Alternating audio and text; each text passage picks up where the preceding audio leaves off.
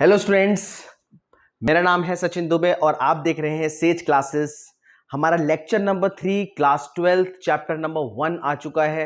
और यहां से देखो, कूलम्ब्स लॉ से हमारा डेरिवेशन स्टार्ट हो चुका था। अब ये इलेक्ट्रिक फील्ड से कंसेप्ट और ज्यादा डीप होता जाएगा। कई सारे डेरिवेशंस आएंगे हमारे आगे। इलेक्ट्रिक फील्ड, एक्सियल लाइन पे, इक्वेटोरियल लाइन, टॉर्क, बहुत सारी चीजों पे बात करनी है हमें। तो आज स्टार्ट कर रहे हैं हम लेक्चर नंबर 3 इलेक्ट्रिक फील्ड। देखो बच्चों, इलेक्ट्रिक फील्ड क्या होता है? किसी जैसे मैग्नेटिक फील्ड, मैग्नेटिज्म पढ़ा था अभी क्लास 10th में आपने, उसी तरीके से इलेक्ट्रिक फील्ड क्या होता है। जैसे मान लीजिए फॉर एग्जांपल, आप लोगों ने देखा होगा बॉनफायर, या जैसे विंटर्स के टाइम पे हम अलाव जला के बैठते हैं, तो एक जब वो बॉनफायर के पास जाते हैं तो हमें हीट ज्यादा लगती है। और अगर आपसे थोड़ा सा दूर जाओगे हीट कम होती जाएगी, थोड़ा और दूर जाओगे हीट कम होती जाएगी। अब मान लो भाई 100 मीटर दूर पे बॉनफायर चल रही है, तो आपको गर्मी थोड़ी लगेगी, या आप उसकी हीट का फील थोड़ी ले सकते हो, है ना? तो इसका मतलब उस बॉनफायर जो वो बर्न हो रहा है, उसके सराउंडिंग में एक रीजन है जहां तक उसका इफेक्ट हो रहा है। उसी तरीके से ये इलेक्ट्रिक फील्ड होती है। ठीक है, इलेक्ट्रिक फील्ड क्या होता है? A region of the space around a source charge. For example, हम यहां पे एक सोर्स चार्ज कंसीडर करते हैं। ये हमारा एक सोर्स चार्ज है, मान लो Q।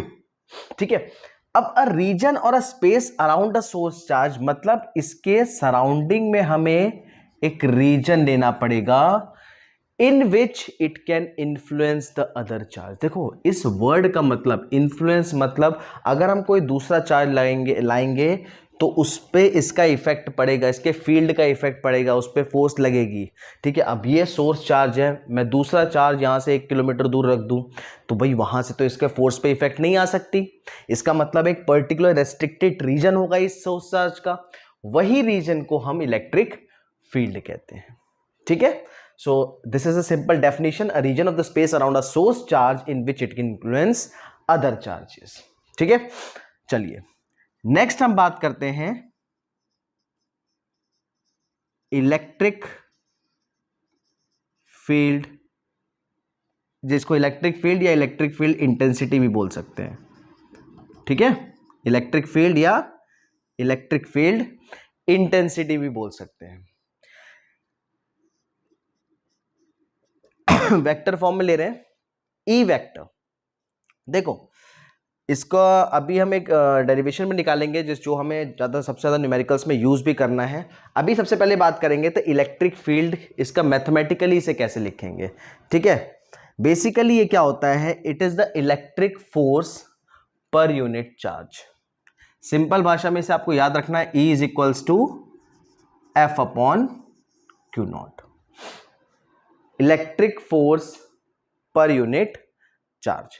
यहां पे ये जो चार्ज है इसको हम टेस्ट चार्ज भी लिख सकते हैं, पर यूनिट चार्ज। बेसिकली हम टेस्ट चार्ज लेंगे इसको प्रूफ करने के लिए। तो E vector is equals to, अब देखो ये मैंने अलग से लिखा, मैग्नीट्यूड इसमें अलग से लिख दिया मैंने, बट बेसिकली हम यहां पे इसको किस तरीके से लिखेंगे वो देखो आप। ठीक है, limit q naught tends to zero. Q naught tends to zero क्यों लिख रहा हूं मैं? क्योंकि क्यू नॉट बहुत स्मॉल, बहुत ही स्मॉल चार्ज है। Q naught tends to zero. ठीक है, और एफ अपॉन क्यू नॉट, यानी कि F upon q naught, F vector upon q naught. Mathematically हम इसको इस फॉर्म में लिखेंगे। ठीक है, मैथमेटिकली हम इसे इस फॉर्म में लिखेंगे। E vector is equals to limit q naught tends to zero, F vector upon q naught. एक मिनट में यूपीएस बंद कर दो, लाइट चली गई है।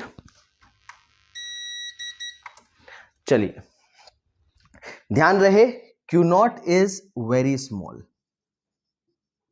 ये बस एक टेस्ट चार्ज है, this is a test charge. Q naught क्या है? Basically it is a simple test charge है। ठीक है, अभी टेस्ट चार्ज का यूज क्या है? अभी इलेक्ट्रिक फील्ड इंटेंसिटी निकालेंगे ड्यू टू पॉइंट चार्ज, वहां पे यूज करेंगे हम। चलिए, नेक्स्ट आता है इसकी एसआई यूनिट, आपको पता होनी चाहिए। फोर्स की न्यूटन, चार्ज की कूलम, तो इसे हम लिख सकते हैं न्यूटन पर कूलम। ठीक है, थर्ड डायमेंशन।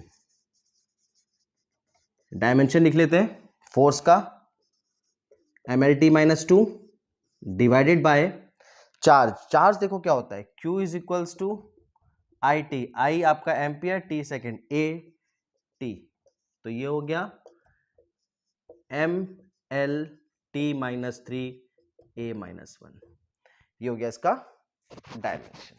ठीक है, यहां से इस फॉर्मूले से आप E equals to F upon q naught से एक चीज और निकाल सकते हो, दैट इज इलेक्ट्रिक फोर्स। यहां से हम इलेक्ट्रिक फोर्स भी लिख सकते हैं। इलेक्ट्रिक फोर्स क्या होता है, देखो F is equals to Q into E, ये आपको न्यूमेरिकल्स में जरूरत पड़ेगी इसकी। तो ये छोटा सा कंसेप्ट था इलेक्ट्रिक फील्ड का। ठीक है, अब हम नेक्स्ट इसका ड्राइव करेंगे, electric field due two point charge. Heading डाल लीजिए,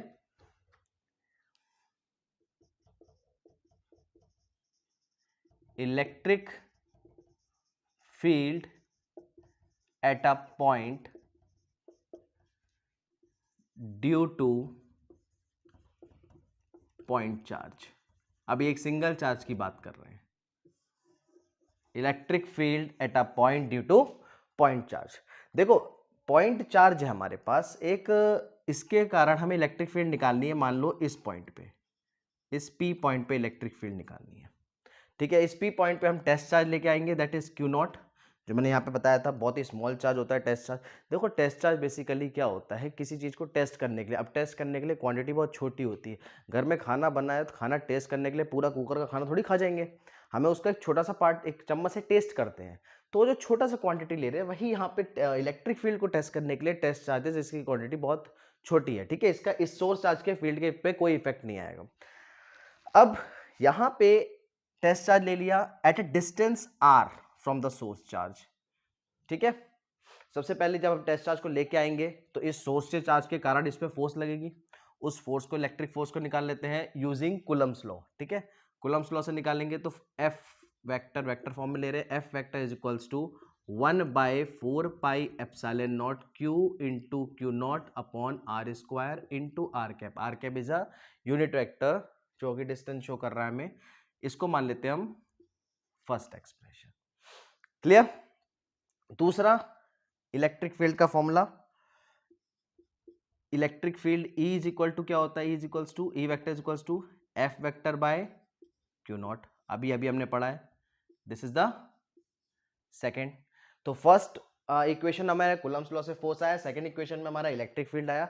दोनों को देखो फ्रॉम 1 and 2 हम फोर्स की वैल्यू इसमें पुट कर सकते हैं। हम यहाँ लिखेंगे फ्रॉम इक्वेशन 1 and 2। अब फ्रॉम 1 and 2 यहाँ से हम क्या लिख सकते हैं, E vector is equals to force की जगह 1/4 पाई एप्सिलॉन नॉट, ठीक है, Q into q naught upon r square into 1 upon q naught तो ऑलरेडी था, क्यू नॉट से क्यू नॉट कैंसिल, क्या बचा, अच्छा, इंटू आर कैप।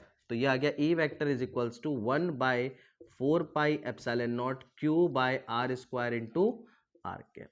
ये निकल गया हमारा electric field at a point due to a point charge. ये तो था वेक्टर फॉर्म में। अगर हमें सिर्फ मैग्नीट्यूड चाहिए और ओनली मैग्नीट्यूड अगर हमें चाहिए तो हम इसे कैसे लिखेंगे, only magnitude E is equals to 1/4 pi epsilon naught Q by r square. ठीक है, इसे हम लिख सकते हैं, और E is equals to KQ by r square. Generally book में आप इस फॉर्म में मिल जाता है, K is equals to 1/4 pi epsilon naught, generally इस फॉर्म में हमें मिल जाता है। अब इसमें दो खाली लास्ट के 2 पॉइंट की इसमें ध्यान रखना है आपको। सबसे पहले इस एक्सप्रेशन के हिसाब से देखिए, ये जो फोर्स है, जो कि फोर्स लग रही है एक्सपीरियंस्ड बाय क्यू नॉट, ध्यान रहे ये जो फोर्स इस क्यू नॉट चार्ज पे लग रही है, ये अलग अलग होगी अलग अलग पॉइंट पे। ठीक है, क्यू नॉट चार्ज पे जो फोर्स लग रही है, it will be different at all the different points. अलग अलग पॉइंट पे ये क्यू नॉट की चार्ज अलग अलग होगी। और दूसरा देखो, इलेक्ट्रिक फील्ड किससे वेरी कर रहा है, आर डिस्टेंस पे देखो इनवर्सली प्रोपोर्शनल है, means E is inversely proportional to r square. इन दो बातों का इसमें ख्याल रखना है, कंसेप्चुअल क्वेश्चन में पूछ सकता है। सो ये था हमारा लेक्चर नंबर 3। लेक्चर नंबर 4 में हम इसी का फर्दर इलेक्ट्रिक डायपोल, उसमें फिर एक्सियल लाइन, इक्वेटोरियल लाइन, आगे इसमें टॉर्क, इन सब चीजों की बात करेंगे। Thank you.